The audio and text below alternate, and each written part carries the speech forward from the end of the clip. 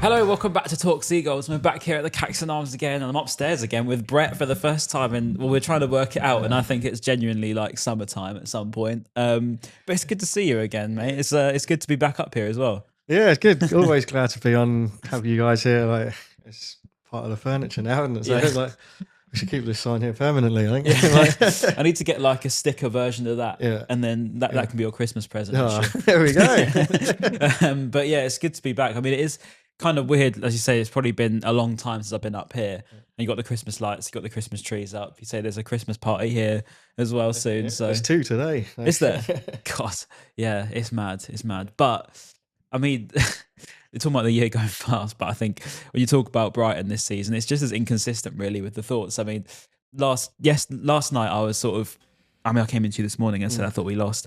It did just feel really strange, and I wanted to just start it off by saying, how do you feel about the last sort of couple of weeks of going from probably the first 20 minutes of Villa thinking, oh, maybe something could be all right, and then kind of going, oh, maybe not, only a week later. Yeah, so even like the Forest game wasn't that far. In the first 20 minutes of that game, we were like the best we've ever played. Oh yeah, that was Forest good. Game, and then Villa, you go 2-0 up. You're thinking, oh, we're right here. I think we went up to third or fourth in the table. And we were like, things are looking good, and then the way we fell apart was just. It's befitting of the Ashes that was starting that night as well. So it has been a bit like that. I mean, that's why I haven't not doing these podcasts for a bit. It's like I've kind of not missed the sense of talking about inconsistency, because one week I'm talking about so many positives, and then sort of week after I have to be really negative, and then there's no set way of talking about Brighton this season apart from probably consistently inconsistent. I think I said last season, just never really knowing what's going on. And I think yesterday was pretty much proof of that. I think the first 89 minutes, I don't think we had a shot on target, and then we had 4, which I think is the most ever in the last few minutes of a game or something. I don't take that as a good thing, to be honest. I don't know whether that's a good thing that we didn't have a shot until 88 minutes. If you look at the stats, you said we had 22 shots on goal. I've missed 19 of those. Must have missed them. Was it just me, or was it just really one of the most boring games for a long time? It's the worst game at the Amex, definitely this season and probably last season. But both teams were poor, and we did well to get a point, but I don't know, like we shouldn't have gone behind, but then we did go behind, so to rescue a point is good. But like, apart from Verbruggen, I don't think anybody played well. No. I think West Ham as well, as you say, were very poor. I thought the first half, I looked at them thinking, if we don't beat this lot, I would be shocked, because they looked just so passive. They were so very disjointed. I didn't think they offered really any threat at all. They looked pretty shaky defensively. So I thought, surely this is something that, you're looking at this West Ham side. I mean, even West Ham fans before the game were saying that they thought their starting 11 was awful. Yeah, that's the same with the guys that I was on the train with on the way to the ground. Really? They were just like, what is this team? Were they? There's no way we're going to win. And then they just all thought it'd be an easy win for us, but I just said we never win easily at home. And it's a classic Brighton. Yeah. You think you're going to do well, and then 1-1. Yeah. It was weirdly so easily predictable as well. I used that Finalysis app before the game. I put 1-1. Yeah. And I said, it just screams like dull game, maybe a point. I think I even said to my dad next to me about 75 minutes, and I was like, maybe this could be the first 0-0. Yeah. I was like, maybe nothing's going to happen. I can't remember when West Ham scored. It was before they scored even. And nothing happened until they did, to be honest. But I don't feel like it was completely unjust when they did. I don't find myself thinking I was really annoyed, because I think if you don't do anything to a side that's that poor in the game, if they have a shot and score, you can't really be too annoyed, especially when it's someone like Callum Wilson coming off the bench to haunt us in the same week as Ollie Watkins. Yeah, he always looks like prime Ronaldo against us. I know. And then he came on and just beat our defenders at every header, ran clean through. Thought, here we go, he's going to get his annual goal against us, but somehow he didn't. Why is it with Nemesis players? I mean, while I'm on the subject, Ollie Watkins, obviously, last week, it's I think he's got 10 goals and assists against us. I think 8 of them are goals, by the way, which is insane. 2 of them obviously the other night, and he shouted at the North Stand as well, didn't he? Well, that was our own fault. I said, like, the North Stand was 2-0. The North Stand was singing, it's all gone quiet over there. Yeah. Then they score, and then they were singing, you're just can we swear? You can swear. You're a shit Danny well back at him, and then again just clean through, bangs in another one, and obviously he responds with screaming at the North Stand after getting all the abuse. But I don't know, one of his favourite hobbies seems to be scoring past Brighton. Yeah, so that's it. Wound him up, and he done it again. I don't know what it is with them players, but you can just sort of put a prediction in before a game even happens. But I guess like on the basis of Villa being as good as they have been, I can't be as annoyed as the West Ham one, but it's more the concept of going 2-0 up. And I think I said it in the article that I wrote about last night. And I said, I sort of did a bit of a thing of the last few games. Because obviously I was at Forest and I was pretty happy with the performance. I thought as far as it goes, we were pretty good, apart from like probably the last 10, 15 minutes of that set first half. I think Forest had it. Forest had a lot of chances second half, but I think the way we killed it was a pretty good away performance. Yeah, absolutely. I was like, okay, that's a pretty good win. Coming to Villa, 2-0 up, 20 minutes. I thought, game plan actually looks like it's working. Yeah. We had a weird at the end of the first half as well, where we looked like we were trying to do game management and just keep the ball at the back and not attack when we had players all like in good attacking positions, and then we just never passed to them. So it was really weird. And then we conceded anyway, so it was 2-1. So like we tried to see it out to half time and we didn't, even though we were like trying to be defensive. So. Yeah, no, that's basically it. It's kind of like you don't really have the confidence in what you're doing as it's actually going to work the whole way through, sort of thing. It kind of reminds me of when I don't want to discredit Chris Hughton, but the end of Chris Hughton's era at Brighton was pretty horrendous, right? And I remember going into games just thinking, I think they'll just have too much quality, or there'll be a goal that's probably against the run of play or something, and we'll end up either conceding or losing or drawing that game. I feel like that kind of happened with the Villa game when we were 2-0 up and then we went 2-1. I sort of just sat around thinking, and then when it's 2-2, you're thinking it's only going to go one way. I was hoping maybe we came back out second half and offered something. Nothing. Nothing really happened. It was just a shame that happened because, as I say, I was almost on side with it for the first time in ages. And I don't want to be negative because I feel like I say the same things, and this season's been a tale of different ways of having a same theme. Yeah. But this is the same thing of just conceding goals, not being able to hold out a lead, being just very, very naive tactically in most games. I think last night was the same sort of thing, really. We just didn't really look like what we were doing was going to be the way forward, if you know what I mean. Yeah. It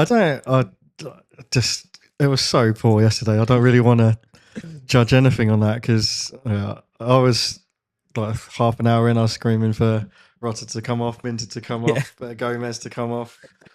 And I was just thinking something has to change because there's no way we're gonna win. Like every touch was a miss, like a heavy touch. Every pass was wayward.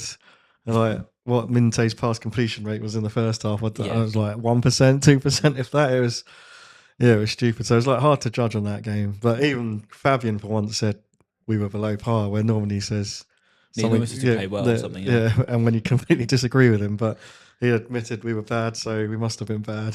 No, I think we were. I think Jorginho actually had probably one of his worst games yesterday. I thought he gave the ball away so regularly. Don't get me wrong, he works hard. Clearly, I think that's how he got his goal. He works hard. He puts himself around a lot. But I actually thought I was quite surprised to see him stay on the pitch when all them subs happened. And just while on the substitutes, actually, I wanted to mention Carlos Baleba because I thought it was really harsh to take him off. Yeah, I agree. I thought it was a game where he actually wasn't looking too bad. Yeah. I thought the game before he actually looked pretty good. He got taken off again, and that was as Villa scored. I'm pretty sure. And then we took him off at 0-0 again, and we conceded. I think taking off a profile like Baleba, you're taking off someone that's physical, dominant, can win challenges, get up and down the pitch. Obviously, I like Jack Hinchelwood, but if you're looking for a bit of stability, you keep Baleba on and bring Hinchelwood alongside him. Maybe Gomez could have come off. It was a really bizarre decision, and I actually feel a little bit sorry for Baleba actually in the last couple of weeks. I think, don't get me wrong, he's not been at his best this season, but the last couple of games, I feel like it's a little bit harsh on him. Yeah, absolutely. Like he seems to be turning a corner. Agree. Like we need that dominance in midfield, as you said, and if we were going to take him off, Weaver was begging to be playing there, but he didn't. Then what was it? With Hinchelwood and Gomez in the middle, it looked a little bit weak, and like again, we weren't winning tackles or 50-50s, and they were charging through. So it's I don't know. We need that bit of power, and then we've not had it. It's one of them strange ones for me. Like just some tactics that we try to do. Sometimes I kind of get it. You know, the winning the ball up high, that sort of thing. Yeah. I get that because, you know, obviously the famous Jurgen Klopp side that Liverpool were so good in during the 2018 era won the ball up high. They were very aggressive in the press. Yeah. And that's kind of what popularised it, I suppose. Obviously, Palace do it so effectively. Yeah. Forest did it really well. Yeah. But I don't look at our side thinking, okay, this happens consistent enough to say, yep, that's the style, that's the way forward. Yeah. I think I sort of said it in the article, but Fabian Hertz has been here for the same amount of time in February as De Zerbi was, which is mental. Yeah. And for me, I'm still sort of struggling with it. I am. I would always sort of play it safe for the cameras in the past, but I feel like we're at the stage now where we've watched it for so long, and you know, you've seen the same themes so often that you might as well just say what you see. Yeah. And what I sort of see is inconsistency, and I don't really see much more than that. Yeah. It's kind of a shame because I think we could be so much better. But I struggle to think we're really getting the best out of our individuals, if I'm honest. Yeah, I said like before, like under Hertz, how many players have actually improved. Like I said, Ayari for sure, Welbeck. After that, everyone was kind of on a steady trajectory up, but no one's like gone, oh wow, they've improved loads. So there's that a bit on Hertzler, I don't know. But if you're saying like people were saying what they think, like if you look at the crowds in the last couple of home games, there's been, I know it's like a Wednesday and a Sunday, but was it 25,000 if that? There was so many empty seats. Very empty yesterday. And we score it right at the end, and there's barely anyone in there to celebrate. Yeah. But it's sad to see that. But if people have had enough, then maybe they're showing it. But I still think you should be there to support the team right to the end. I agree. Yeah. People have whatever their decisions and excuses to make, but it's just stay and support the team. They needed it. We were a goal down with not long to go, and managed to get the goal. So get that support in. The empty seats are crazy. Yeah. Like for me, I mean, even just looking across the East End, obviously I'm West Upper, but even the West Upper was actually pretty empty yesterday. To be honest, you're West Upper. Yeah, as well. Same with me. The row was quite quiet, but. It's a weird one because like it happens at like 75 now, 70 minutes. Sometimes like you're kind of thinking you don't need to leave 20 minutes early for a game. Like I get you want to get home, but you don't go to a game to go home. You go to a game to watch the game. And it's like if you don't have a season ticket, that's like a 50 quid ticket. So you don't go to a concert and then leave 20 minutes before the gig ends, do you? You know, I don't even know many people that would leave before an encore. Most people would at least stay for that. And you know, I that's what's weird for me. Like, I feel like I don't know. I don't want to say our fans are bad, but maybe there's a lot of fans that maybe just don't take it as seriously. It doesn't matter as much to them as it probably does to me and you. Yeah. Well, I get that, but you don't want to belittle anyone and say I'm a super fan or anything. No, like that's that. what I mean. Yeah, it just feels a bit. Yeah, there isn't enough support when maybe the team need it, and like I said, we haven't played that well all season, but somehow we're still right up there. Yeah. Like you've got the top two, and then maybe is it Villa in third, and then from 4th to 14th is like 5 or 6 points, and then a couple of other teams in the relegation battle, and then Wolves on their own somewhere right down the bottom. Wolves 2 points. So like if the fans can get behind the team, then hopefully they can push on. But then obviously the team need to give something for the fans to cheer about. No, it works both ways for sure. It works both ways. I think when I look at particularly the league table this year, and I actually wanted to mention this about the points thing because you see it all the time now about points totals. I think I saw an article, can't remember writer now, of De Zerbi, Potter, something like that. And they were comparing all the points totals. Brighton have got the best points. One, I'm baffled that we've got so many points. But two, I think it's really contextless and unfair.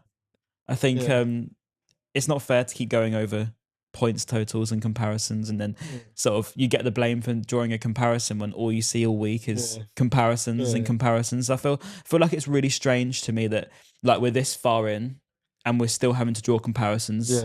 Like to me, that's a bit of a warning sign, maybe that why are we drawing comparisons to things that are contextless and fairly I would say unfair. It's a different season altogether, isn't it? Yeah, So like the squad's different. We're not having to force to play academy players out wide and out of position, like just to get a team together. The points total is great, but we've got a great side. Like I think the attacking players we've got are some of the best we've ever had. Like Minte, for example. I think Georgie. Like we do miss João Pedro a lot as well. I think obviously Welbeck's class. So I don't know. I just feel like there's other reasons why. I'd want to rather look at individuals, as you say, who's improved, who's dramatically changed. What players are going to be able to. You can safely say, they're going to push us on to the next level, and they've, exponentially changed since a couple of months ago. I don't really look across that squad and see quite as many as I did last few seasons ago. Yeah, I think I agree. Like, I think Gruder's the one I keep thinking, oh, he's going to do, and he hasn't quite done it. Even he is showing glimpses, but then he is. He's another one of our players that. He got injured. He's going to be out for a week and disappeared for whatever it was, 2 months, and so he has to get fit again. And Hinshaw needs to get fit. So that's just again maybe because we are inconsistent. It's because all of our players are the potential's there, but there aren't any where they're getting to the bit where their potential's fulfilling. They're still on that journey. So because we haven't got many of those that are playing to their potential, then we haven't quite clicked and. So I guess it'll be another transition season, but so next season, if we keep our players, then hopefully they are getting to near where they need to be or want to be, and we can push on and make this European thing happen. Like now, there's so many teams that could be in Europe, even like Everton and like Fulham are like 14th, but Villa were like 14th about a week or so ago, and now they're third, and so it's changing all the time. So. I don't really know what I'm saying. Just it said the general quality of the league is pretty obvious. I think that you can see that the quality is lower than it has been for a long time. I think the European places are as open as they've ever been. I think Crystal Palace are up there now. It's a shame to see. Annoyingly good, aren't they are very good. Forest obviously lacking. I think Liverpool are lacking. Newcastle are lacking. Manchester United are lacking. Spurs are inconsistent. Most big sides are really inconsistent this season. So I think, okay, right. So what's the reasoning for this? I don't quite know. Maybe that we're missing out on a lot of quality from the top. I think that the quality of managers probably isn't as high as it was a couple of years ago. Hence Oliver Glasner's success at Crystal Palace. I think he's a top manager. And the way he's demanding now sounds like a certain somebody I remember. But I get it because he's a top manager, and I think he's massively overachieving at Palace, and I don't think Palace fans disagree with me on that. And credit to him, to be honest. But I think when you look outside of that, I don't think there's a great deal of the top managers that are coming to reinvent the wheel, that are coming to compete, challenge in a different way that we've seen. I think that the league is generally just suffering a little bit, and for me, that's an opportunity. There's an opportunity there to go and make that yours, but. I think Villa are the ones doing that at the moment. It's weird. Like now, the emphasis seems to be on set pieces, long throws, and why is that? Why not? Why has it gone away from playing pretty football? But then I guess maybe that's where we're falling, where we're still trying to do some of this intricate stuff, and we're just getting pushed off the ball by physical players and conceding at will. But I don't know. And speaking of long throws, long throws are so comically bad. Just about reached the edge of the box. I know we tried yesterday, 30, Weefa. Does it even class a long throw? No. It just class a medium throw. So tried. I'm just trying to jump on the bandwagon of everyone else, and we're failing quite badly at it. It's quite funny to see. Yeah. I mean, I get what you mean. I think that's the weird thing for me is, I don't want to say we're not fitting in as such, but we're not really looking like.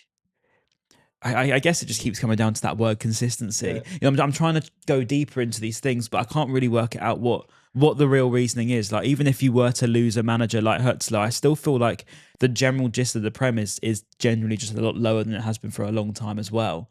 I think quality-wise in our squad, we're quite imbalanced as well. Obviously, you've got some sides of the side of like right back, for example, is horrendous. But then when you look at like our strikers, you look at our wingers, not so much left at the moment. I think the Kuiper's covering at the minute, but I think we do miss Matoma. But I think right wingers are a little bit better. Just up front, we've got a little bit more midfield stacked to an extent. But I do feel like that quality is just slightly starting to deteriorate a touch, maybe. and it's a little bit bloated in certain bits. Maybe squad planning you'd put that down to, but maybe that's why Weir's gone. But like, so how many windows we've gone and we've not got a first choice right back. Yeah. Like central midfield or whatever. Hertzler kept going on about we need physicality, and we just didn't really sign anyone of any physical presence, and it kind of shows like how weak we are on the pitch. So hopefully, I think we might invest in January, but if we can buy players for the now instead of another wonder kid for 2 years' time, then we might be able to kick on and. But this is the question I'll ask you then, like based on what you've said there, like obviously. Experience, having players for now, strikers desperately needed. I know people say we don't like to have strikers. I don't buy into that. We signed Pedro, he got us 40 goals in 70 games. We do sign strikers. Ferguson, top goal scorer. So do you think that there's like a unrealistic sort of future aim of getting Europe? And you're sort of, it's like a dangling the carrot for a little thing. And like, Europe could be here. And you're sort of like, oh yeah, but then next season we could get it. But then actually you're never actually getting any closer to it. You're just sort of thinking, oh, if it's always there, because if you're constantly doing the same thing of just signing young players that are going to take ages to integrate, then you're going to sell the players that have actually finally come good, not bolster the squad in that sense. You're actually never going to change, are you? You're always going to keep doing the same thing unless maybe, there's an opportunity where, the league suffers and you can prosper for it. But I'd look at that as thinking Europe could be here, but you're not going to get it this season again. And then, but everyone's going to understand it because you can't blame the kids, which you can't. And then, but then don't worry because Balaba's going to be gone. Mitoma's probably going to be gone. Minte's probably going to be gone. And then you're going to get another bunch of like 18-year-olds and then watch them grow for a bit. And then they'll be gone when they're 23. And I'm thinking, but how are you ever going to compete with that? I guess all the time there's the clubs, I guess, making a lot of money is my question to you. And there's a full sense of thinking that Europe is a possibility. There's probably not hunger from the club to think, oh, let's go and compete in Europe right now because it's profitable as it is right now. Yeah, there is a lot of that. I think we are a very, very well-run business, but as a football club, the ambition probably doesn't match, 0 trophies, right? Match the ambition of whatever is like financial fair play and stuff. But you said like if we keep selling our best players and losing our best players, then we aren't going to improve. But I think the only way to get into Europe, it's a bit like last time when we did get into Europe, is Chelsea were terrible, Man U were terrible, Tottenham were terrible, and we just got into that top 6. Like now, Liverpool. Like one of the teams you think, oh, they're going to be up in the European spots. They might not be. And so you think there's an extra one there. But then Villa will take it. Like last Newcastle, they were normally up there, but now they're not. And so there is scope for getting into Europe because everyone else is failing. It's just if we fail that little bit less. So there's not failure, is it? It's just like, I see it. Like, I get frustrated. Like, what if we had kept McAllister for that one first European season, or kept Gross for Hertzler's first season, or whatever it is. Like I understand Caicedo going because that was ridiculous money, right? But just like I said, like Believer's probably gone. Matoma, who knows? But Matoma, I've got no idea. Genuinely no idea. But you can't keep losing our best players and then expect to get better. But we have done really well in this model. But said if we want to push to the next level, win a trophy, then keep doing what we're doing probably isn't the way, but who am I to speak against it? I feel like the model's different now to what it was. I feel like the models, when we're talking 2020 to 2023, I think the model worked really well. Signing young players, we're obviously a side that was in massive transition. We were pretty much irrelevant really in the grand scheme of the Premier League, competing at the relegation zone. Got a really good manager in Potter.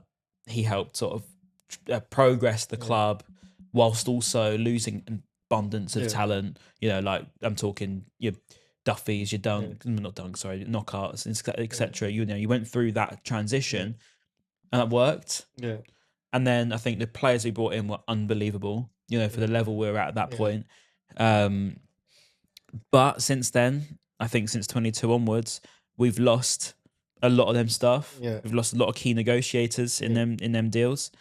We've lost most of those good players.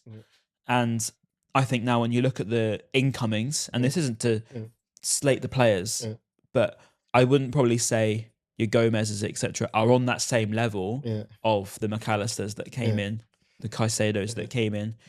I think they're good. They're all right. Yeah. I wouldn't say Gomez is a relegation player, No. but I wouldn't say he was a Champions League player. Yeah. I think he's just all right. He's a decent player. And I think we've kind of got them for quite a few different positions that is now just where we're at, because we've gone from being this club that wants to buy young players, but we've actually realised, hang on a minute, all of our recruiters are at Chelsea. Yes, we've got the data, but the negotiations, if you want to get a player that's a top talent in Ecuador, but Chelsea come in and offer him an absolute bunch more money with the same people that did the deals here. Yeah. You know what I'm trying to say? Yeah. Yeah, it's tough. It's like I said, we're not fishing in the same pond as everyone else, are we? So it's, like he's even come in now.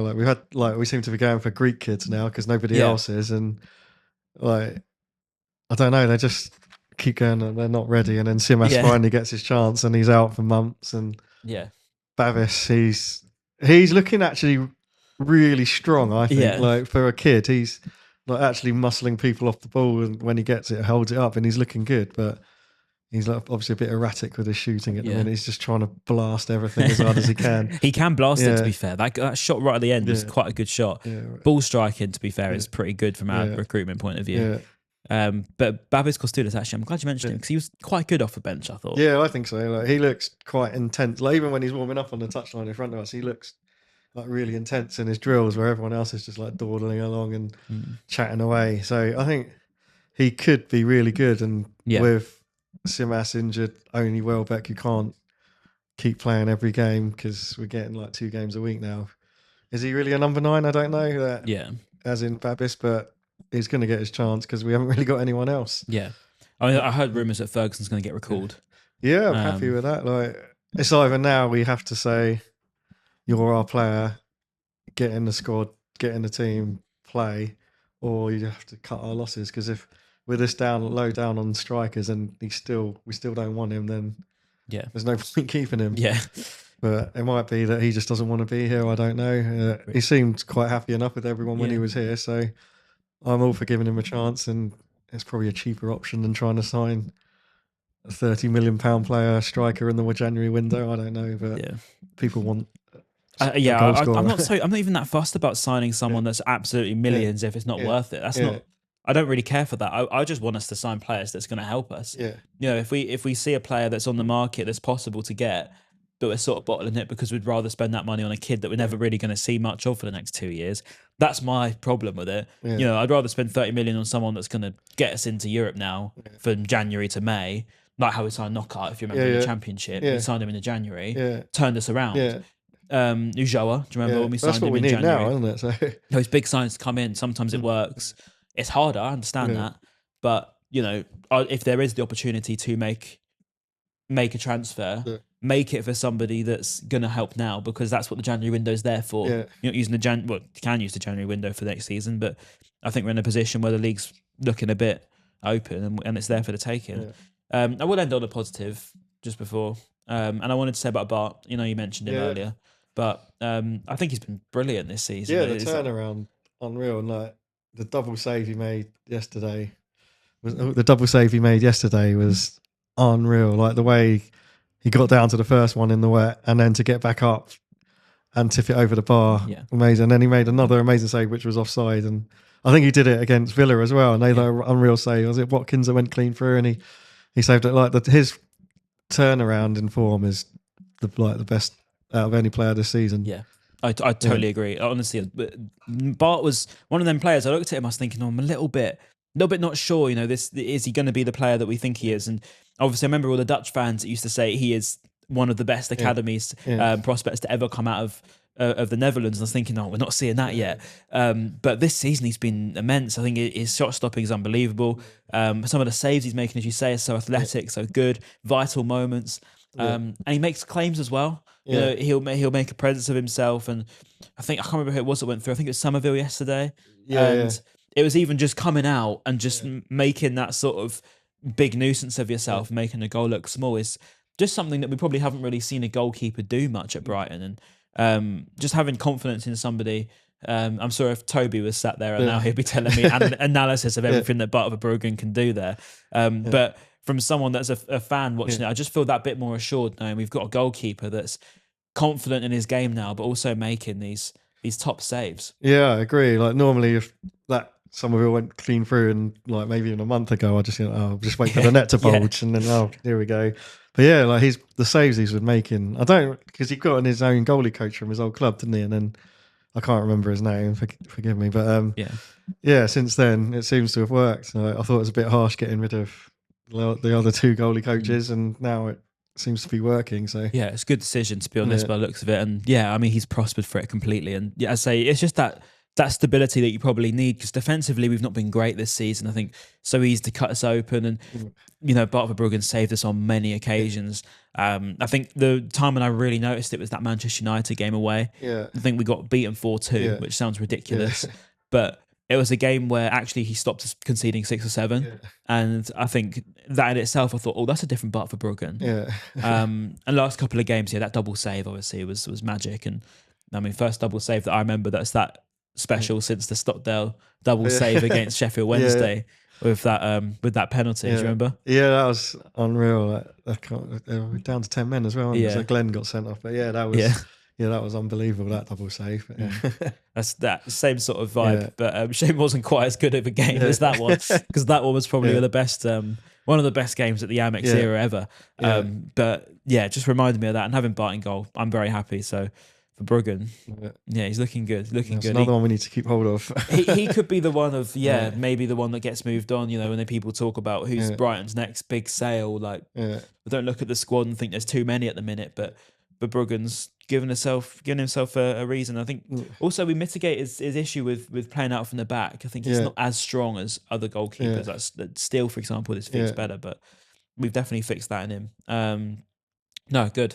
Brett, any sort of last thoughts before we wrap up? No, just we've got next Liverpool. I was looking forward to that because I thought they're there for the taking, but now it might turn into a Mo Salah farewell, and they might turn good again. So I don't know. Like there's another game where you go into it thinking, oh, we could win this because they're not on top form. So hopefully, we normally perform well against the bigger teams. So hopefully, this is one where we can. No, do you know what? I actually agree. I think this is a game where I'm actually weirdly confident for, because of how bad they are at the moment as well. It kind of gives you that bit of reasoning. The Salah thing's mental. I can't imagine they're in a good place internally after them quotes. Imagine they're scrambling thinking, oh my God, how do we make this look better for Liverpool? And Salah, fair play. I mean, I'll take him on loan. I'll have him. He'll do, till March gets fit again. It'll be all right. But no, it is interesting. But I think, there's a bit more confidence. I'll see you. Hopefully, I'll see you next time after the new Liverpool game, building up to the festive period, which is going to be mad. More and more games. Thank you very much for joining us again. Back on Caxton Arms again. It's nice to be up here again. And we'll see you soon. Up the Albion. All that stuff.